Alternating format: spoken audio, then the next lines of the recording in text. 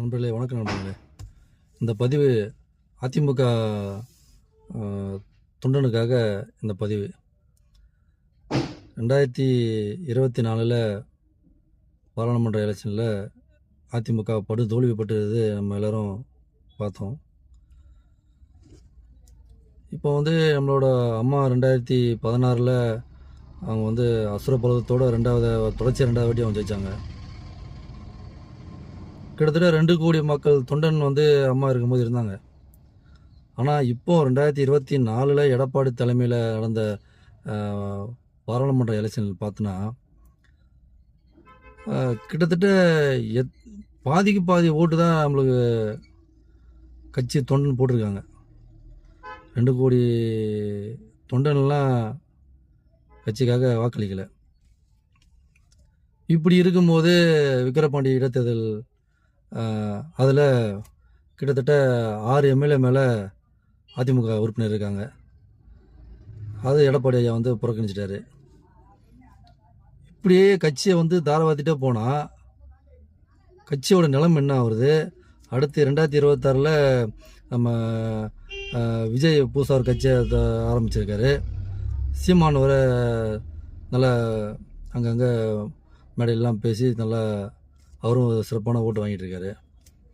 இப்படியே போனால் அதிமுகவோட நிலைமைகள் என்ன?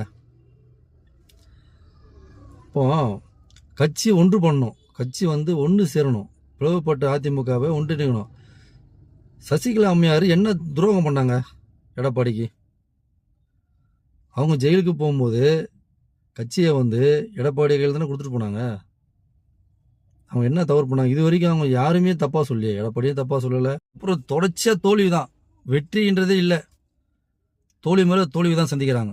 இப்போ அவர் எடப்பாடியார் டிடிவி சாரை கழட்டி விட்டார், ஓபிஎஸை கழட்டி விட்டார், சின்னம்மாவை கழட்டி விட்டார். ரைட்டு, நீ கட்சியை வலுப்படுத்தணும்ல.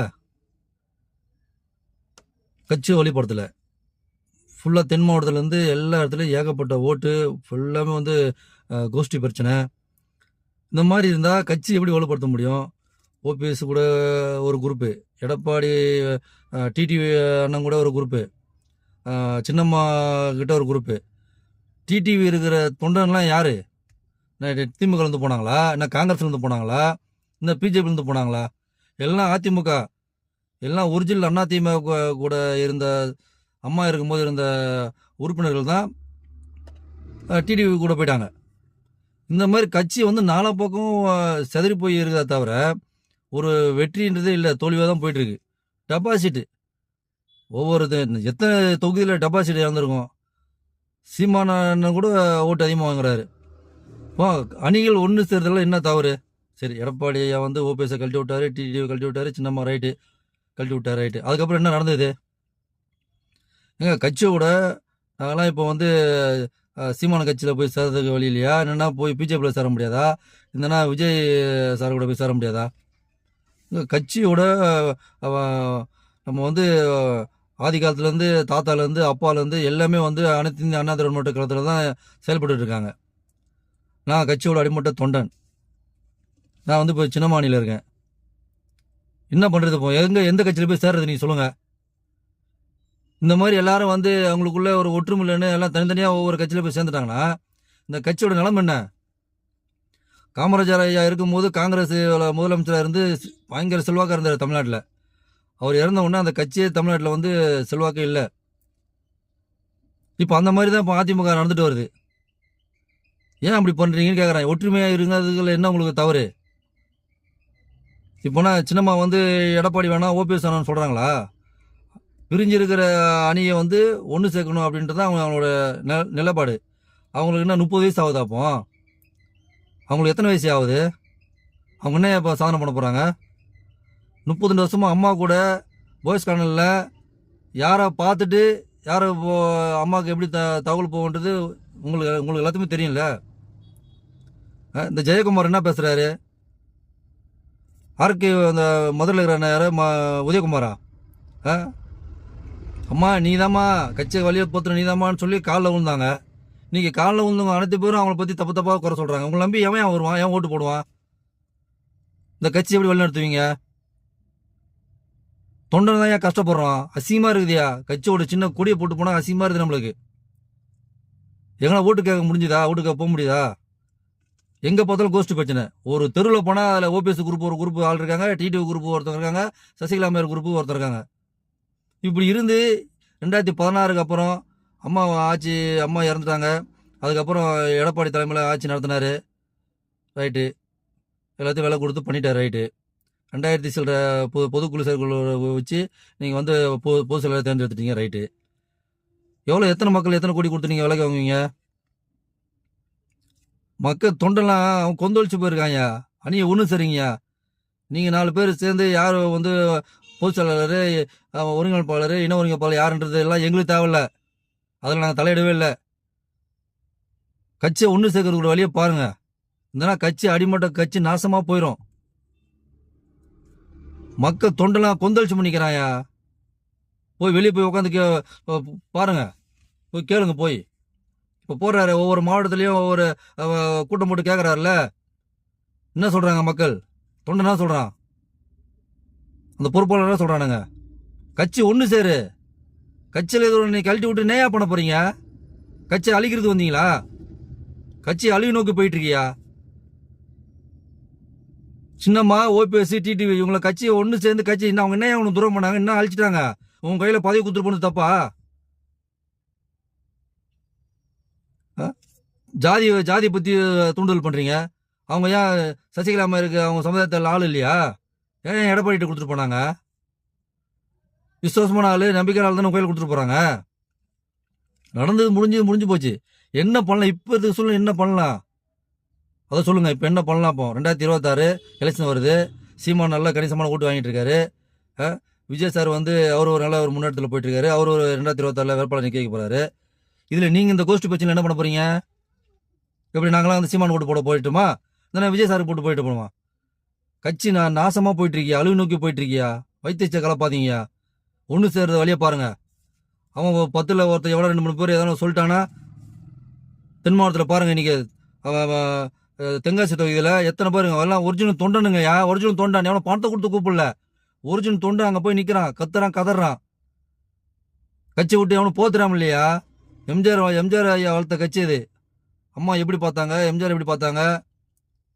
இந்த கட்சியை நாசமாகி எல்லாம் குட்டிச்சோராக்கி எல்லாம் 4 பக்கம் போயிட்டு இருக்கு. துரோகம் எவன் போனான்? துரோகம் உங்களால ஏன் திமுக ஜெயிச்சுட்டு போறானுங்க? இன்னைக்கு ஒன்று சேர்ந்தா நீங்கள் திமுக ஜெயிச்சிருக்குமாயா? திமுக ஜெயிச்சிருக்காதியா? போன எம்எல்ஏ எலெக்ஷன்லேயும் அவங்க டெபாசிட் இலக்க வச்சிருக்கலாம். அப்பயும் நீங்கள் விட்டு கொடுத்துட்டீங்க. இப்போ எம்பி எலெக்ஷன்லேயும் அப்படி தான் பண்ணுறீங்க.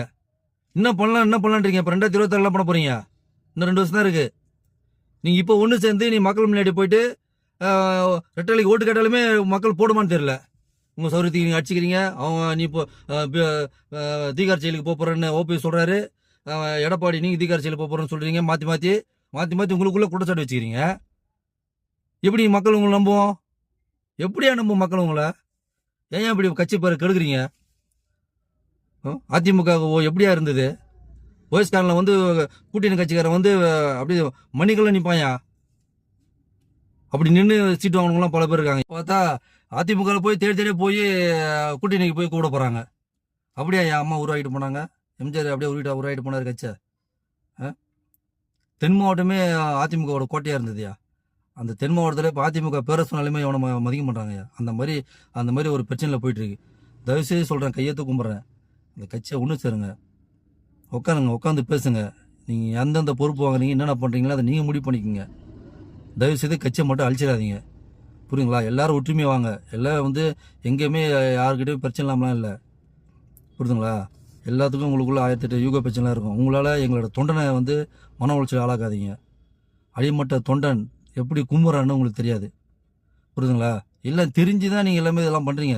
ஒரு 4 பேர் சேர்ந்தால் இந்த கட்சியை வந்து நாசமாக சின்ன படமாக ஆகிறாங்க. தயவுசெய்து சொல்கிறேன், அணியை ஒன்று சேருங்க. அதிமுக 2026 அதிமுக மகத்தான வெற்றி பெறணும். அதுக்கு எல்லாரும் சேர்ந்து பாடுபடணும். தயவுசெய்து சொல்கிறேன், ஒற்றுமையாக தான் பலம். அதுக்கு கண்டிப்பாக ஒன்று சேர்ந்து ஒரு புரட்சியை நம்ம வந்து பண்ணுவோம்ன்றதை நீங்கள் அதை ஏற்படுத்துங்க. நன்றி, வணக்கம். எடப்பாடி ஐயா அவர்களே, தயவு செய்து அணியை ஒன்று சேருங்கள். திருப்பியும் தாழ்மையோடு கேட்டுக்கொள்கிறேன். எடப்பாடி ஐயா அவர்களே, உங்களுக்கு உங்களோட முதல்வர் பதவியை நாற்காலியை கொடுத்தது யார்? கொஞ்சம் சிந்தித்து பாருங்கள் ஐயா. எடப்பாடி ஐயா அவர்களே, உதயகுமார் அவர்களே, எல்லாரும் சின்னம்மாவோட காலில் விழுந்து பதவி வாங்கணும். அனைத்து பேரும் தான் இப்போ சின்னம்மாவை எதுக்குறீங்க. சின்னம்மாவில் நான் பயணிக்கலை, அவங்களால நான் 10 ரூபா நான் சம்பாதிக்கலை, புரியுதா? அவங்களால நான் ட்ரெஸ் வாங்கலை, அவங்களால நான் கார் வாங்கலை. ஆனால் சின்னம்மாவால் பல லட்சம் பேர் பல கோடி சம்பாரிச்சிருக்கீங்க. அந்த நன்றி இல்லையா உங்களுக்கு? நன்றி இல்லாமல் இருக்கீங்களே. எத்தனை லட்சம் சம்பாரிச்சிருப்பீங்க, எத்தனை பங்களா கட்டியிருப்பீங்க, அவங்களால எவ்வளோ உங்களோட இது பதவியை அனுபவிச்சிருப்பீங்க. இன்றைக்கி அவங்க வேணான்னு சொல்கிறீங்களேயா? நம்மளுக்கு யாருமே எதிரி இல்லையா? எடப்பாடி ஐயா அவர்களே, ஓபிஎஸ் ஐயா அவர்களே, டிடிவி தினகரன் அவர்களே, 3 பேரும் ஒன்று கூர்ந்து சின்னம்மா கிட்ட போய் உங்களோட கட்சியை வலுப்படுத்தக்கூடிய ஏற்பாடு பண்ணுங்கள். அவங்களுக்கு 70 வயசுக்கு மேலே ஆயிடுச்சு. அவங்க இன்னும் கட்சியை ஒன்று சேர்க்கணுன்னு தான் அவங்க எதிர்பார்க்குறாங்க. புரியுதுங்களா? தயவுசெய்து சொல்கிறேன், ஒன்றுபட்ட அதிமுகவை 2026 வெற்றி பெறுவோம். நன்றி, வணக்கம்.